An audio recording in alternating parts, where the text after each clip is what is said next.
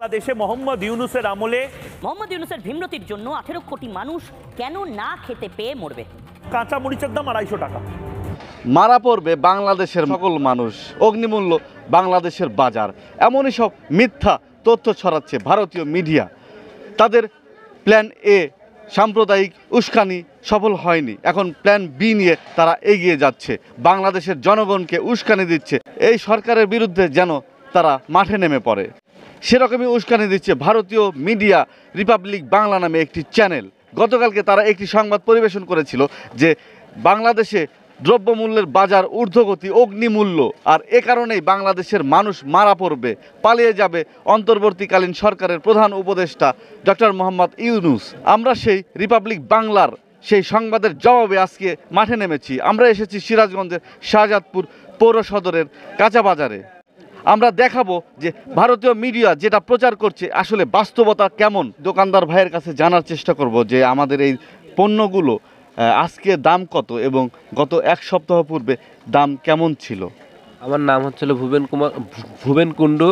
দেখা যাচ্ছে যে আজকে আপনি যেরকম সবজির দাম একটু কমিছে, দেখা যাচ্ছে এক সপ্তাহ থেকে দাম একটু কমে আসছে। যেখানে আলুটা 120 টাকা ছিল, আলু 100 টাকা হয়েছে, বাগুনটা 60 টাকা কেজি, কপিটা 50 টাকা, পাতা কপি হচ্ছিল একটা হলো 40 টাকা পিস, পেঁয়াজটা 120 টাকা, সিমটা ছিল 120 টাকা গেল সপ্তাহে, এই সপ্তাহে 80 টাকা কেজি, কাঁচামরিচটা 60 টাকা কেজি, দাম কমে আসতেছে।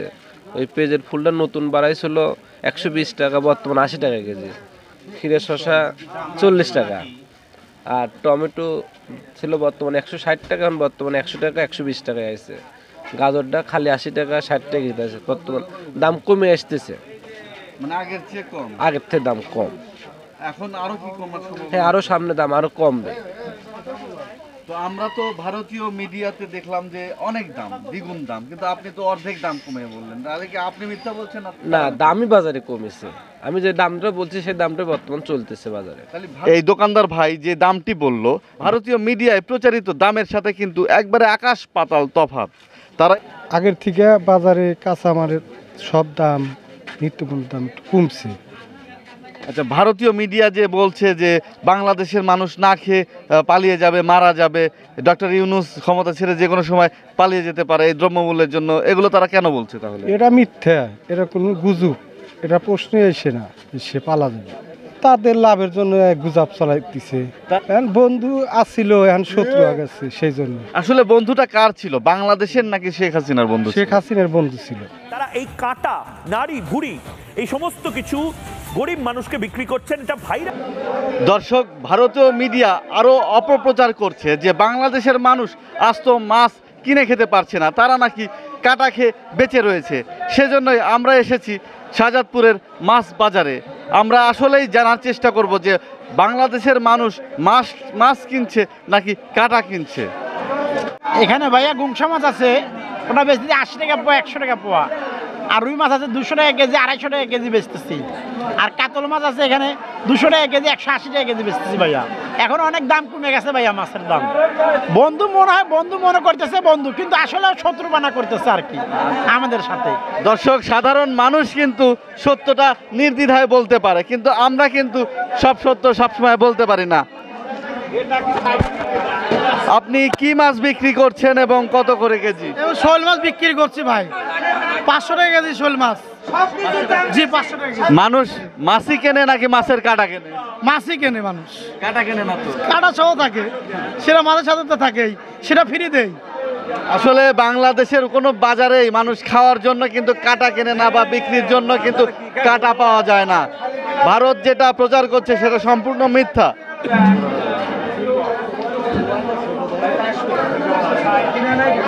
এটা হলো রুই মাছ, 1 কেজি ওজনের রুই মাছ 230 টাকা কেজি, মাছের দাম কম এখন। এটা কাতল মাছ 1.5 কেজি ওজনের 230 টাকা কেজি। আর এটা সিলভার মাছ 1.5 কেজি ওজনের সিলভার মাছ 180 টাকা কেজি। আগের থেকে কেজিতে 70 টাকা 60 টাকা কম। আমি কিন্তু অনেক চেষ্টা করে শাহজাদপুরের মাছ বাজারে মাছের কাটা পাইনি কেনার জন্য। তা এই দোকানদার ভাইয়ের কাছে আমি আসলে খোঁজ করব, মাছের দাম খোঁজ করব, সেই সাথে তার কাছে মাছের কাটা কেনার জন্য পাবো নাকি সেটাও জানার চেষ্টা করব। আপনার নাম কি? আমার নাম মোহাম্মদ রফিকুল ব্যাপারী। আপনি কি কি মাছ বিক্রি করছেন এবং কত করে কেজি? আমি রুই মাছ বিক্রি করছি এখন বর্তমানে, অন্য কোনো মাছ নাই, খালি শুধু রুই। বর্তমানে 300 টাকার মাল 250 টাকা, 250 টাকারটা 200 টাকা, 400 টাকারটা 300 টাকা। এখন বর্তমানে মাছের দাম কম, একবারেই কম। মানুষ মাছ কিনে না, অন্য অন্য জিনিসের থেকে মাছের দাম কম। মানুষ মাছ কিনে ব্যাগ ভরে ভরে নিয়ে যাচ্ছে, ব্যাগ ভরে ভরে নিয়ে যাচ্ছে কাটা। দর্শক, ভারতীয় মিডিয়ায় দেখে আসলে আমি শাহজাদপুর মাছ বাজারে কাটা কিনতে এসেছিলাম, কিন্তু মাছের দাম কম শুনে আমার কিন্তু এখন মাছই কিনতে ইচ্ছা করছে। আর শাহজাদপুর বাজার বা বাংলাদেশের কোনো বাজারেই মানুষ কিন্তু খাওয়ার জন্য কাটা ক্রয় করেন না, মাছই ক্রয় করছেন এখন পর্যন্ত।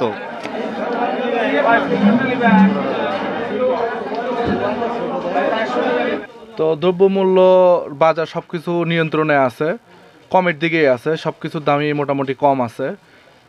বিগত দিনের চাইতে কিছুটা কম সব জিনিসেরই পাওয়া যাচ্ছে। চাউলের দামও পর্যায়ক্রমে একটু কমে যাচ্ছে, গত সপ্তাহ থেকে 2 টাকা 3 টাকা কম। ডাউল, তেল এগুলা মোটামুটি কম দামের মধ্যে আছে। গত বছর শীতের সময় 200 টাকার উপরে সয়াবিন ছিল, কিন্তু এখন 180, 85, 82 এরকম রেট সয়াবিন যাচ্ছে। এরপরে কেজিতে আর কি। এরপরে ডাল গত বছর এই সময়ে 105 টাকা 60 টাকা ছিল, এখন মোটা ডাল 102 টাকা 3 টাকা পাওয়া যাচ্ছে। আর পাইকারি নিতে গেলে দেখা 98 টাকা বা 99 টাকা পড়তেছে। তো এরপরে মশলার আইটেমটার একটু দাম বেশি আছে। এই জিরা টিরা এগুলো মোটামুটি কম আছে গত বছরের তুলনায়, এবছর শীতে মোটামুটি কম আছে। দর্শক, ভারতীয় মিডিয়া যেভাবে বাজার দর উল্লেখ করেছে, যেভাবে বাংলাদেশের বাজারে তারা আগুন লাগিয়ে দিয়েছে, যেভাবে বাংলাদেশের মানুষকে অনাহারে মেরে ফেলছে, আসলে সিরাজগঞ্জের শাহজাদপুর বাজারে এসে কিন্তু আমরা সেই বিষয়টি দেখলাম না, সেই সংবাদের বাস্তবতা আমরা দেখিনি।